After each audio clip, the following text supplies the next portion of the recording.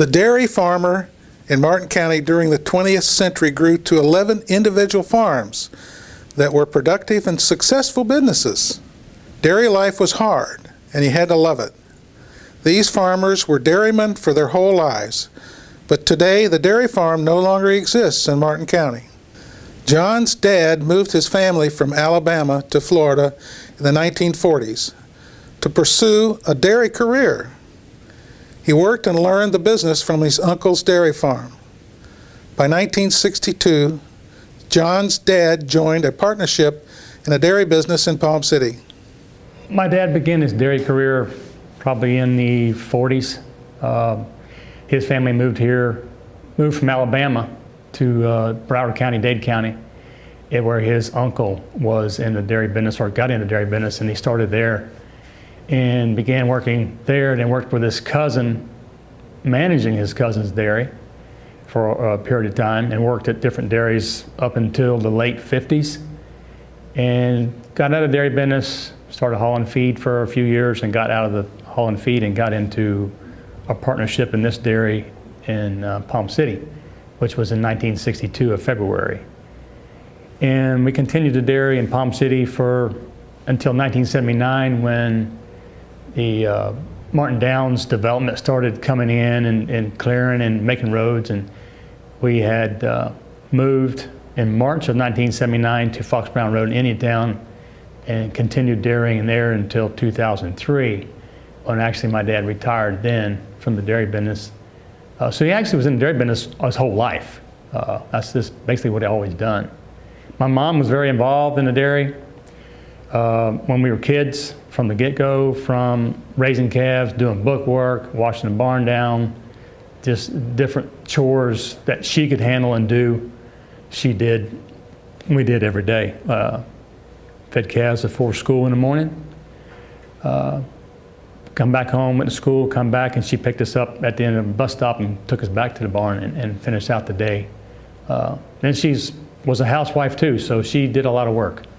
Kent Price was one of Martin County's agricultural extension agents who was a dairy specialist and historian that covered the entire region of South Florida. He came to Florida after graduating from Auburn and started in Dade County in 1951. I came to Florida after graduating from Auburn and dairying a couple of years. Came to Miami as one of the first specialist agents in Florida, really. I started in Dade County in 1951 and stayed there for 5 years, and the dairy industry began to push us out, so I moved north with them. Barrett Dairy was sold to Fred Jost in the 1940s, who sold it to Moore in 1948. Well, the dairy actually was probably started, I'd say, in the 30s, whether it was the early or later 30s, by a man named Mr. Barrett. He only had a few cows, and how his milking, I don't know how he did it, but I understand that he delivered milk from his cans. He'd milk the cows and come to your house, and you would meet him with a container, and he would fill it up with milk for you. And he had this dairy, as far as I know, he had 2 sons that worked for him. And as far as I know, they sold the dairy. Mr. Barrett passed away, and then the boys sold the dairy. And I think in the around 44, 45, to a Mr. Fred Jost. The brothers actually ran the dairy, yes. My husband milked, and when he had to. And actually, he was on a regular shift in the early 48s when they were bottling and delivering milk in Martin County to Jensen Beach, Hobe Sound, and I'm not sure about Indiantown, because I'm not sure when Smiley's Dairy came there. A normal day would start at 2 a.m., and they would gather at the dairy, And had one that would, if all the cows had not come into the standing platform where they were staying, when they were milking, they would have one of the boys would be on a horse and go out and bring the rest of them in. And they had a holding pen for them, and as they brought them into the milking machine. And that was at the old flat barn.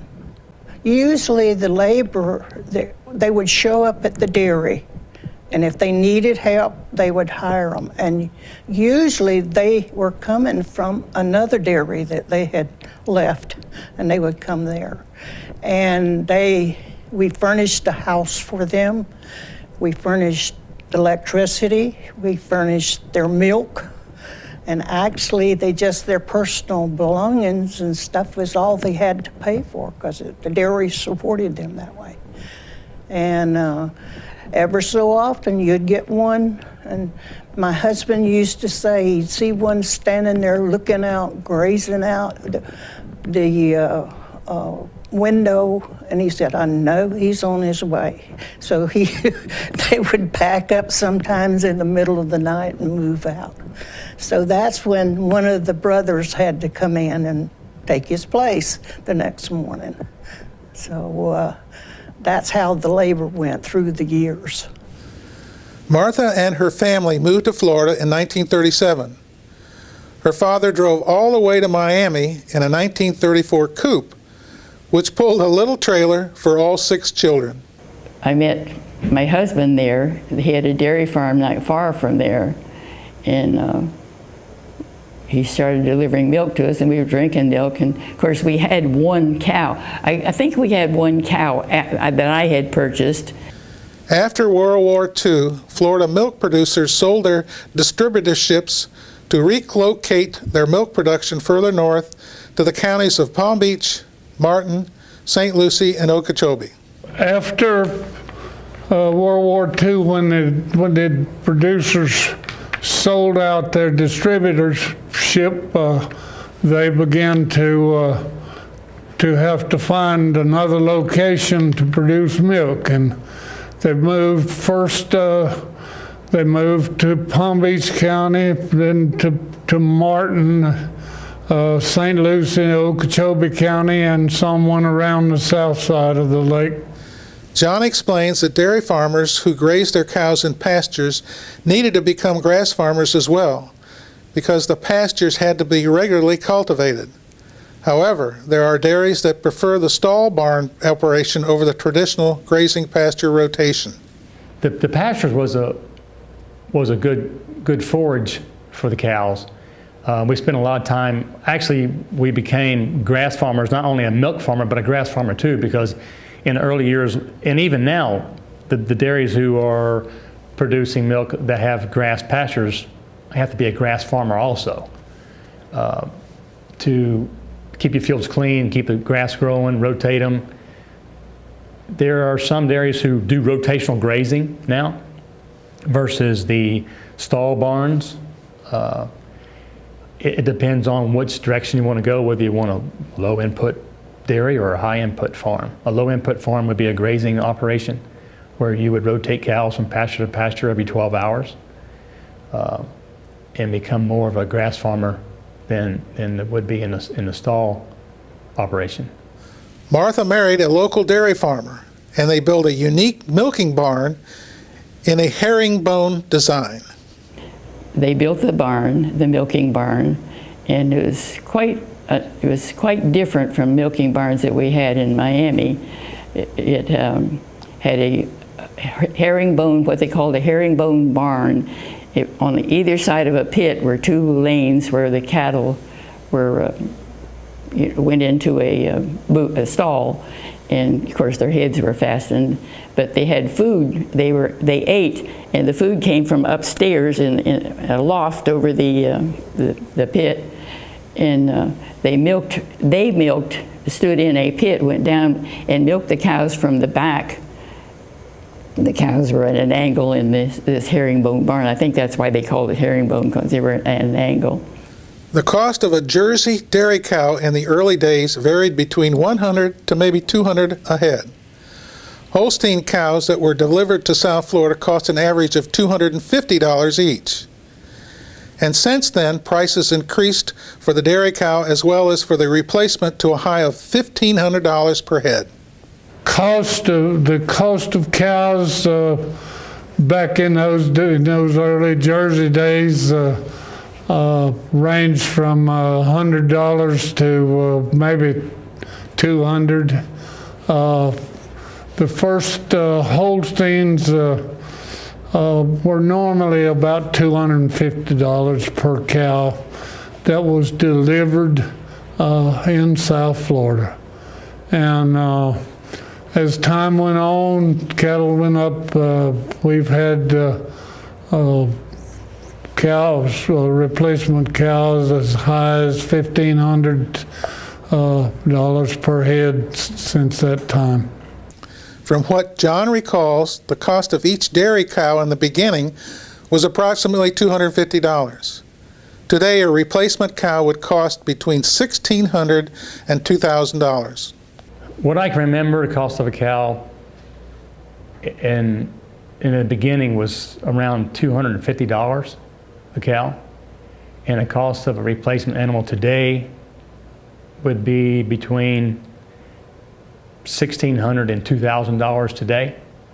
The cost of dairy production has always been high in Florida because of the lack of locally produced feed. The cost of production in Florida has always been high because of the lack of locally produced feed in Florida. Back in 1952, the average dairy cow in South Florida or in Florida was 4,400 pounds of milk per cow per year. You compare that with the average cow today, they are producing at least 3 times that amount of milk per cow. The average cow now is somewhere in the high teens, 16 or 1,700 pounds, 17,000 pounds per cow. So that's the difference from 52 to we'll say to 14. In the beginning, bull calves would cost $2 or $3. Then the cost rose to $5, and then to a high of $75 each. Today, they now bring about $40 to $50 per head. I remember when bull calves were bringing $2 or $3, then went to $5. They went to $25 and $30, and there for a while, they got up to $50 and $75. And then there got to be so many bulls, and I think the veal market wasn't good in Florida because of some facilities shutting down, and they were actually giving bull calves away for a period of time. The bull calves now are bringing, I would guess, around $40 to $50. In the early years, the average dairy farmer had an average of 200 cows. The first and largest dairy farm in Martin County was Hales, and their farm was milking approximately 1,000 cows. How many cows the dairy farmers had in the early years would range from 200. Moore Brothers were probably the smallest dairy. Penwood was another smaller one, and then they moved up to the Maliers, the Raskin, Roy George, and so forth. They run about 400 cows. But Norman Hale was the first big dairy in Martin County, and he was milking about 1,000 cows. Martha's Dairy had about 400 cows when they were milking their own cows. We had at least 400 cows, And that was when we were still milking our own cows. Of course, when we opened the plant, we didn't have time to milk cows, so we leased that part of the business out. When John's family dairy was in Palm City, they milked around 500 cows. That number increased to 600 cows when the family moved to the dairy in Indiantown. When John's dad retired, they were milking close to 900 cows. When we first come to Palm City, we're milking around 500 cows, maybe just under 500 at a time. When we moved away from Palm City to the facility in Indiantown, we were milking about 600 cows at that time. And the facility in Indiantown, when my dad retired, we were milking between 875 and 900 cows. In the late 1980s, the U.S. federal government established a milk marketing order program that was based on a quota system where the dairy farmers had to sell their milk at a set price, or they could sell out for a certain price. This program was to reduce and control the milk production in Florida. In the late 80s, the government buyout was a way to reduce the production of fluid milk and control the production in the state. And it was on a quota system that the dairies could sell out at a certain price, or they could remain in business and sell milk at the fixed price, which was fixed by a federal milk marketing order. Martha recalls the time when she had to be a route man to replace the man who didn't show up, and she had to work in a cooler, which was a cold 40 degrees. One of the memories I have of the fun times is when I would have to be, a route man wouldn't show up, and I'd have to go take his place and go into a cooler on whether it was a rainy day or a sunny day, it didn't matter. And you go into this cooler after you're a little damp, 40 degrees, oh wow, it's not much fun. During the early years, cows were milked from a machine, and then they were stripped by hand. Today, dairies use pipeline milkers to milk their cows. Milked cows with a machine, then they stripped them by hand, and that was the way that they milk cows. Today, cows are milked with a pipeline milker. The milk is never exposed to air from the time it leaves the cow until it's loaded onto the truck to go to the processing plant. John's dairy had all Jersey cows. The Jersey breed is known to produce less milk than a Holstein breed because of its higher fat content. Economically, they eventually had to mix their herd with Holsteins and some brown Swiss to increase their milk production. And we had all Guernsey cows, which you have to take in consideration that breed of animal didn't produce as much as a Holstein, a black and white. A Guernsey was a tan and white animal. Their milk consisted of a higher fat content and a little lower production. And I think the production then was about 35, 38 pounds per head per day. And milk weighs 8.6 pounds per gallon. So that was about 4 gallons or so. And when we left, before we moved from Palm City, our average was 5 and 5.5 gallons, which was very good for an all Guernsey breed. Near the end, we kind of diversified and got some Holsteins and some brown Swiss in our herd to help the production. It just, at times, economically, we needed to produce more milk, so we had to make do by adding on some Holstein cows to get the production up on a daily basis to continue to be viable in the business. It's just what times called for. But we continued to have Guernseys and a mixed breed herd in Indiantown. When Martha's Dairy first started, they had a 2,000-gallon tank for their raw milk production. And when they began processing raw milk from their own dairy as well as from other dairies, they ended up selling 10,000 gallons every day.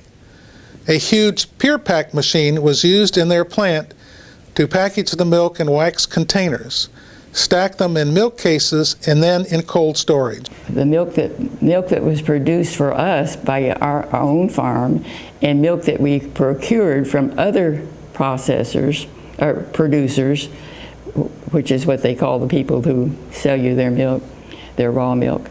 And we had big tankers, 6,000 and 8,000 gallon tanks. We had started ourselves with a 2,000 gallon tank. That was when we were just producing. And then when we started the processing, we had to have a lot more milk because we actually sold about 10,000 gallons every day.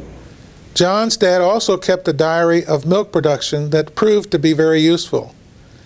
It recorded their farm's daily milk production totals, weather, as well as labor and feed costs. My dad kept a diary.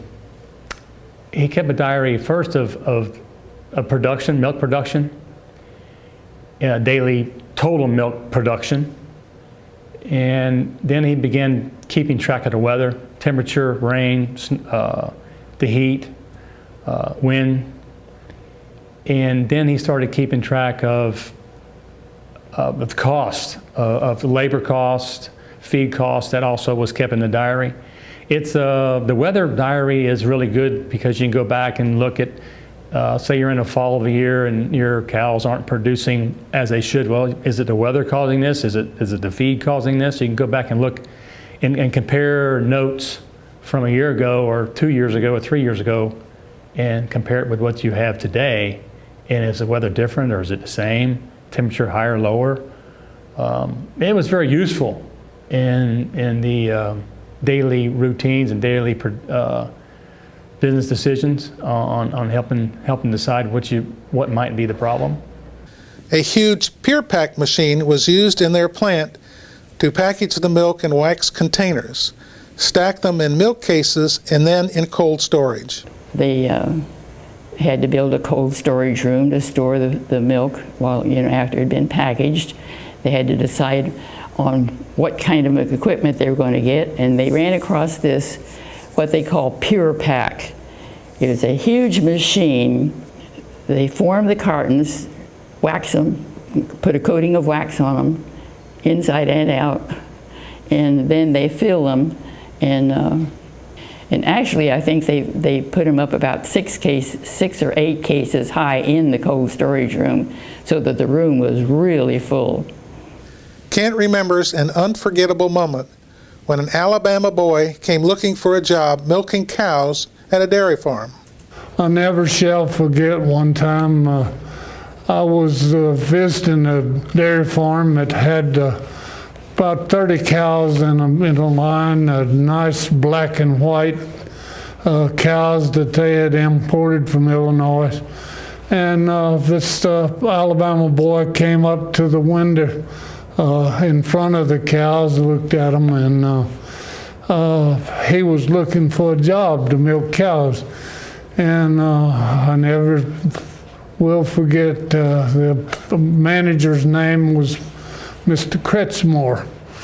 He said, "Mr. Kretzmore, them sure is pretty Jersey cows you got there." And it was 32 Holsteins looking at him. John shares his thoughts about the future of dairy farming. I think there's still enough dairy farm families left with some younger generations coming on that are still interested in the dairy industry. I don't think it's going to be as many farms as there once was. I think the farms are going to be bigger in operation. Maybe a family farm consists of maybe 2 or 3 farms that milk, instead of 5 or 6, 7, 800 cows, not going to milk 2,500, 3,000 cows or more at each facility. Maybe some big companies or investment groups would put money into buy farms up and to keep them viable. As long as the dairy industry is good, I think that will continue to be. But one thing you have to understand, that we still have 9.2 million milk cows.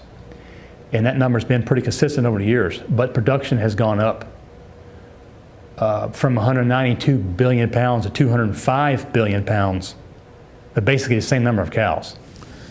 John considers the reasons why Martin County went from 11 dairy farms to none. He supposes it was the lack of interest from the younger generation that compelled many of the dairies to leave the business. But he hopes that his grandson will continue in agriculture. At one time, there were 11 dairies in Martin County, and now there is none. I think the reason of the dairies going out were maybe a lack of interest in the younger generation to continue on with the dairy operation, and maybe land availability. As time went on, you need to become more economically viable by producing more milk per day just because of the cost. And maybe the land values got too high to purchase extra land around your farm to add to it so you could add more cows to your farm. Maybe the rules, some rules and regulations that come down in the later years, maybe force somebody to get out. They didn't want to comply or didn't want to spend the money on doing the regulations and just getting out of the business altogether. I think basically it was probably lack of interest in the younger generation that probably forced a lot of them out and to go ahead and get out. Land taxes became so high and land became more valuable to developers, and a lot of our dairies just couldn't, I mean, they couldn't resist. It's because dairying is hard work. It takes a lot of gumption to keep going. And as you get older, it gets a little stressful. So many dairymen took the easy way out and sold their land and retired. They were older now, and they just were tired of the dairy business, and they come in and got a good offer for the business. So they sold, that's when they sold the business to the Malier brothers. And they run the business for about a year at our dairy barn, and then they moved out off of the west end of 714. Looking back, and my thoughts are, I'm glad I was raised in the dairy industry. I'm glad I was brought up as a farmer. I don't look back and think, oh, I missed a lot of stuff, but I truly love what we did as a kid and as an adult. If you rather be a dairy farmer, a flour farmer, a corn farmer, a potato farmer, if you love that business, this is what you want to do. Ag is a different kind of business. I mean, you love it with all your heart.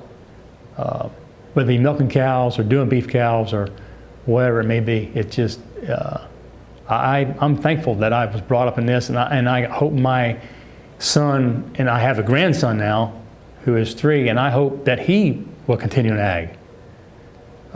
It teaches a lot of things. Within the next 2 decades, Florida's agricultural lands will change and transition to younger farmers and newer techniques.